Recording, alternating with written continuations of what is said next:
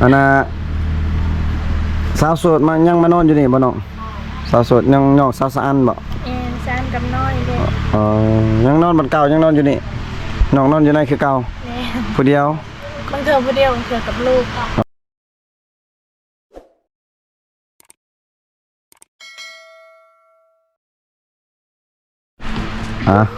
ผักทายสบายดี FC คือเก่าเด้อพ่อพี่น้องเนาะก็มาเยี่ยมมายามน้องสาวดีคือเก่าพี่น้องเว้ยเพราะว่าดนแล้วบ่ได้มาหาน้องเนาะ เกือบเป็นเดือนปลายเลยทางทีมงานก็มีแต่เดินสายทางชนเผ่าตะโอ้ยพี่น้องเว้ยก็มื้อนี้ได้มาเยี่ยมยามถามข่าวน้องสาวดีคือเก่าพี่น้องเว้ยสบายดีเด้อน้องดียังงามคือเก่าพี่น้องเนาะสบายดีน้องดีสบายดีเสียยังงามเนาะคือว่าอยากได้จอยโลกกว่าเก่าเนาะแม่อยากพร้อมๆอยากโอ้ซ้ำนี่พอดีแล้วพี่น้องเว้ยตะกี้เฉพาะเนาะตะกี้นี่ห่วยซ้ำกระตาเครื่องผมพี่น้องเอ้ยตะกี้ตุ้ยกว่านี้ได้บ่แม่นว่านั่นเลยแต่น้องมึกนี่ตุ้ยขึ้นแต่ถามใครได้เบิ่งเนาะคลิปตลอดสิฮู้พี่น้องพาถ้าเบิ่งในจอนี่ก็ยังหน้าตาน้องก็จะจอยบ่โตยังกับหรือว่ามีความหักบ่ลดทุนนี่บ่มียังโสดบ่น้องโสดตลอดยังโสดตลอดแต่น้องสาวหอมไปใช้เลยลูกนะนอนตัวพอหอมบ่ได้เสร็จหาบ่เกิดบ่มีเกิดแล้วบ่พอหอมน่ะพอหอมยังบ่เกิดบ่เด้ยังบ่เกิดคือเก่าตัวพี่น้องเอ้ยกันตะกี้เขาว่าผู้จะจอยลดทุนนี่งามๆขึ้นนี่คนมีความหักได้เขาว่าแม่แต่แล้วบางเทื่อมีคนสดๆแซ่บๆก็มีพี่น้องเอ้ยบ่มีบ่แบบผู้บ่าวเสร็จแบบทางเสร็จทางบ่มีบ่น้องFC เด้ยังมีไลน์บ่น้องบ่มีไลน์มีประมาณ 2-3 คนแสดงว่ายังมีอยู่พี่น้อง FC เพิ่นเสร็จหาน้องเพิ่นส่วนแรกเขาเซตเปล่าเรื่องนี้อันนี้ FC เซตหาน่ะเขาบ่ได้เซตเรื่องเขามากนี่แต่เขาถามว่า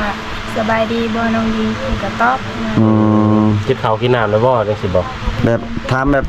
การเป็นอยู่ซื่อๆเนาะบ่ได้เว้าเรื่องความรักเพิ่นบ่ได้ถามว่าบ่อยากได้คนมาเลี้ยงลูกซอยบ่บ่ได้ถามพี่น้องแสดงว่าถามเรื่องทั่วไปคันว่าอันนี้อยากได้อยู่ที่ผู้มาเลี้ยงลูกซอยนี่ตรงนี้อยากได้อยู่แต่ว่าบ่มีพ่อแม่น้องไปใช้เบิดน้องอยู่ตารางอยู่เฮือนเนาะอยู่เฮือนบ่ได้ไปใช้แล้วบ่ได้บ่เวียกงานอากาศร้อนพี่น้องเอ้ยทางจังไห้ปีนี้ช่องบอลแต่ว่าค่อยบ่ได้ไปอยู่เฮือนตลอดเอาลูกแสดงว่าน้องนี่เวียกก็ได้อยู่เอาลูกมันบ่เครื่องขายเครื่องขายดีอยู่บ่น้องแม่นแต่ว่ามีเขาเฮ็ดงานอยู่บ้านก็ไปขายบ้านเขาเฮ็ดงานก็เพราะว่าบ่มีทางหาเงินเนาะอาศัยแบบขายเครื่องขายของไปพี่น้องเอ้ยขายตามบ้านตามหยังอยู่บ่น้องนี่แม่นแต่ว่ามีเขาเฮ็ดงานก็ไปขายตามบ้านบางเขาเฮ็ดงานแต่ว่าบ่มีเขาเฮ็ดงานหยังก็ขายอยู่เฮือนเพราะว่าใครมาซื้อก็ขายให้ประมาณเท่านึงเท่าไรน้องไปขายในงานทุกงานแต่งนี่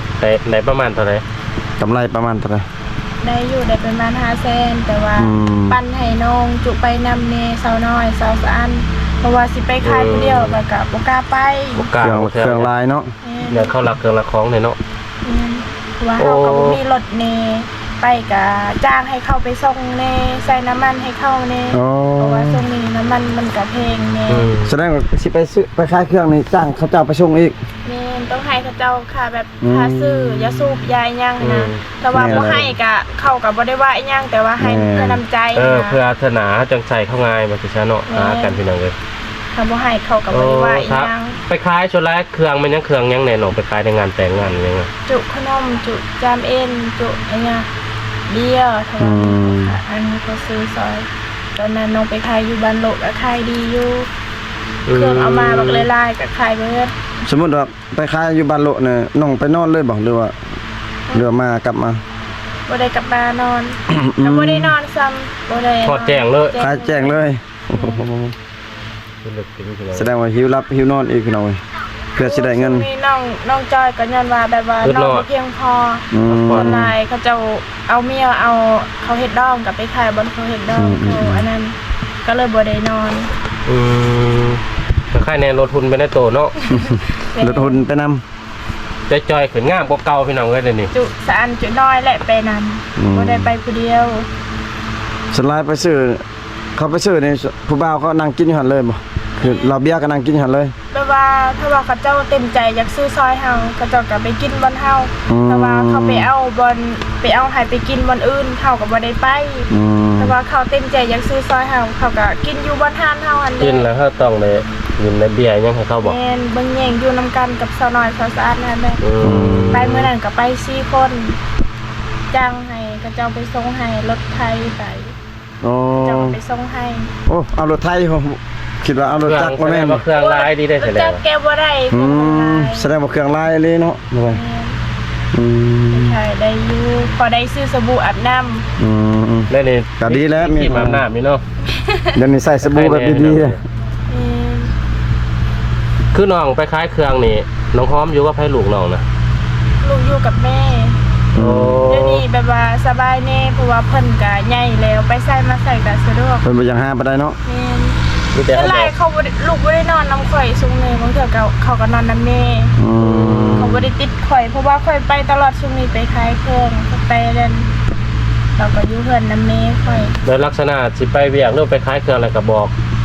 แล้วก็อยู่เนาะเพราะว่าเขาเจ้าใหญ่เลยพี่น้องเอ้ย ข่อยก็บอกว่าลูกอยู่กับแม่เฒ่าเด้อแม่ไปหาเงินแล้วก็ซื้อนมให้เจ้า ซื้อเพนเพิร์สซื้อเสื้อผ้าอีหยังประมาณนี้แหละ แต่ว่าเราก็ใหญ่แล้วเราก็ฮู้จักค อื วาม มแม่นแหละ แสดงว่าลูกใหญ่แล้วก็คือสิพร้อมในบัดนี้เนาะ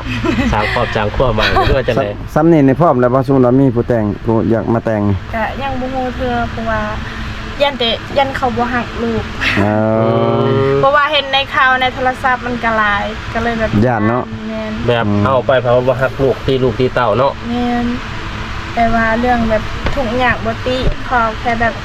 เขาดูแลเฮาได้หั้นนะแบบนั้นก็โอเค หักลูกหัก แล้ว หักพ่อแม่เฮา แบบแม่นเพราะว่า สำคัญก็ เฮาสิหักคนทางคนมีเฮาก็บ่กล้าแหละเพราะว่าเฮาเป็นคนทุกข์นี่ อืม ขอแบบคนที่แบบจริงใจกับพ่อ ขอแต่แบบจริงใจอยู่นํกันฮักทั้งน้องฮักทั้งครอบทั้งครัวทั้งลูกเนาะ แม่น ถ้าช่วยว่าแต่งนี่น้องนี่เอาลูกไปอยู่นำบ่หรือว่าเอาลูกฝากไว้นำแม่ถ้าช่วยว่าแต่งงานใหม่ แล้วแต่ลูกข่อยส่วนหลายคือสิแม่ข่อยบ่ให้ไปนำดอกเพราะว่าเราก็ใหญ่แล้ว ส่วนหลายโลกไก่ส่วนหลายเขาเจ้าเอาอยู่นี่ส่วนหลายลูกนี่บ่ได้ไปเนาะน้ำแม่ส่วนหลายอยู่น้ำ อยู่นำ น้ำพ่อน้ำแม่พ่อเฒ่า เฒ่าแม่เฒ่าเนาะ เพราะว่าเขาเจ้าเลี้ยงแต่น้อยๆเจ้าก็แพงซ้ำลูกสาวคนหนึงเลย คือน้องนี่ถ้าว่าแต่งงานนี่ต้องได้ไปอยู่นำผัวบ่มื้อนี้ ยังบ่ฮู้ ยังบ่ฮู้ แต่ว่าถ้าแบบเขาเต็มใจอยากอยู่นำเฮาแบบ ก็อยู่ได้ ก็ได้ อืม แบบต้องเฮ็ดเฮือนต่างอีก อืม อยู่นำพ่อแม่บ่ได้แบบนั้น เพื่อนก็เริ่มถ้าตั้งได้เพื่อนเนาะ แม่น ถ้ามีผู้มาเอาก็สืบต่อเฮ็ดเลยต่อเฮ็ดต่อเนาะอื ซื้อแป้ง ม ซื้อหยังเนาะ ยังนั่งแหน่เพื่อนน่ะ ยัง สมัยยังบ่ได้ไปเบิ่ง ยังบ่ได้ยังแป้นบ่แป้นปูหันปูแล้วบ่อ๋อแสดงว่ายังบ่ได้ปูยังคือเก่าแสดงว่าเนาะ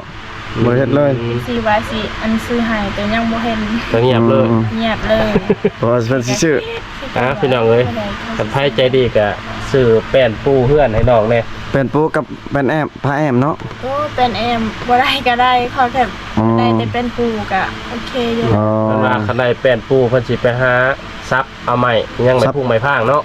สภาพมีเหี้ยเอาบ่ อันนี้ก็ใกล้สิฮอดยาม อืม ฝนตกเลยเฮือนตัวนี้ยังยากอยู่ฝนตกก็เปียกเบิด คือเพื่อนน้องฝนตก แสดงว่า ปูเนี่ย ถ้ามีเป็นปูแล้วผ้าไม่ผ้าแอมนี่ผ้าไม่เหี้ยก็ได้แสดงผ้ากระแตะก็ได้เนาะ แม่นค่ะ อืม แบบได้แต่เป็นปูก็โอเคอยู่แล้ว ตอนนี้นะขาดไม้เฮ็ดยังเคยเฮ็ดตรงก็แป้นปูบ่าวไทยเรื่องฟ้าแอมแล้วก็สิหาต่างหากอีกได้อยู่เพิ่นว่าครับพี่น้องเอ้ยซื้อแป้นปูหรือว่าสนับสนุนช่วยเหลือน้อง น้องสาดี ก็ให้อยู่เฮือนใหม่ๆเฮือนงามๆคือหมู่เนี่ยอันนี้เฮือนน้องก็จะน้อยเข้าหน้าฝน เพื่อน นี่ก็ เพื่อนนี่ก็อยู่นำพ่อแม่เนาะ แม่น อืม สวยแล้วเพิ่นตัวนั้นก็อยู่คนเดียว อยู่เพื่อนพ่อแม่เด้อพี่น้องไอ้ซ้ำนี่ถ้าว่าแล้วเพื่อนเพิ่นว่าสิอยู่ต่างหากกับลูกถ้าว่ามีผัวก็ให้ผัวมาอยู่นำ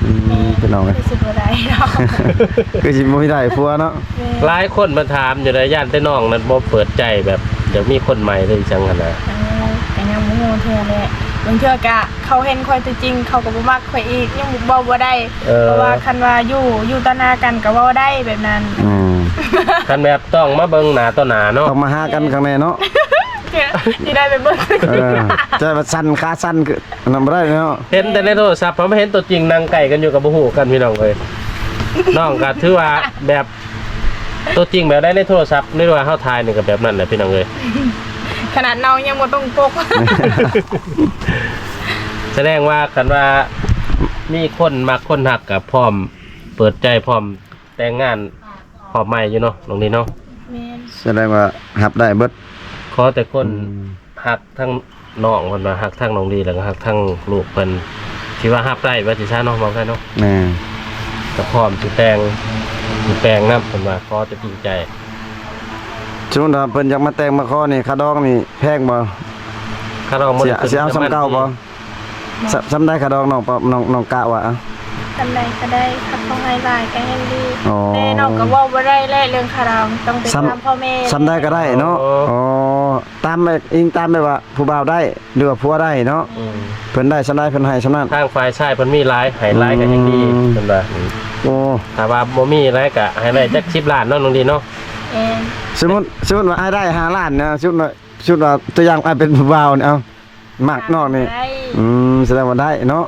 เฮ็ดแนวใดสิพ่อหีดพ่อของซะแก่หีดแก่ของ มันว่าให้สำนันก็ต้องเอาออกเองเด้ ก็มักเนาะแนวมักอยากได้เด้เนาะ ขึ้นกับ ต้องเอาออกเลยเพราะว่ามันเป็นฮีทเด้มัน ขึ้นกับ บ่ได้ สองกรรมสองฝ่ายมักกันเนาะพี่น้องเอ้ยค่าเรา10ล้านกีบไปดิซะ ซ้ำได้ก็ได้แต่ว่าซ้ำแบบผัวได้เนาะแต่ว่า แม่น เอาได้เพิ่นเนาะ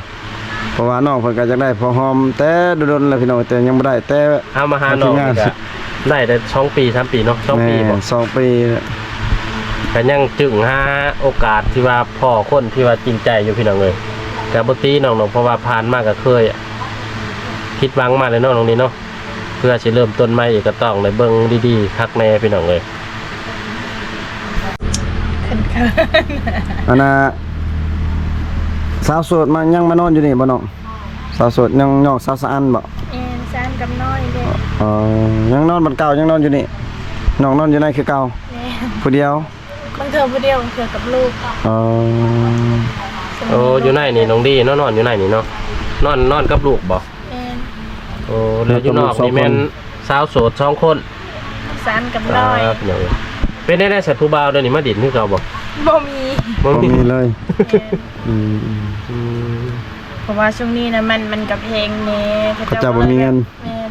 ถ้าสมมุติแบบเสร็จในโทรศัพท์แล้วเพราะว่าตกลงเป็นแฟนกันเขาเจ้าก็เลยแบบ จังไปเล่ ก็ น สิตัดสินใจมาอยู่เนาะ แม่นไอ้ แต่สิให้มาดินมาเที่ยวคือเก่านี่บ่มีเลยนี่ แบบ เนาะ ตั้งใจมาล้มมาหาเลาะนี่บ่มี อืม น้ำมันแพง น้ำมันแพงพี่น้องเอ้ย มีน้ำมัน น้องนอนอยู่ในน้องเฮ็ดอันผู้บ่าวมาลิ้นน้องเขาเจ้าอยู่บ่น้องสาวสะอันเขาเจ้าก็บ่มีบ่เขามีเขากับเอิญดูกันแต่ว่าเขา เออ เขา แสดงว่าเขามาแล้วก็เอิ้นเจ้าออกมาคือกัน ว่าถ้าว่าสมมุติเขามาแล้วก็เขาซื้ออันเครื่องซอยแล้วก็ ทั้ง ซื้อแบบขนมข้าวต้มเนาะ แม่น เหล่ายาปลาแป้งพี่น้องเอ้ยกันตรงนี้เพิ่นก็มานั่งน้ำคันพ่อคนถูกใจก็นั่งร่นบ่ อยู่ใช้ขนมจะน้องนะขนมน้อง อยู่แบบนั้นนะถ้าว่าเขาก็เจ้าซื้ออิหยังซื้อขนมซื้อเบียร์ซื้ออิหยังบางเทื่อก็แจ้งเลยก็มี โอ้ขาด แต่ อะไร ว่าเอาไปขายเครื่องก็แบบอยากให้ อยากให้เขา เจ้าซื้อซอยเครื่องก็ต้องอยู่น้ำเข้า แม่ แต่แบบเขาคิดคุยน้ำเข้าเข้ากะบ่อยากซื้อ เขาบ่อยากซื้อเนาะ ก็คล้ายเครื่องบ่ได้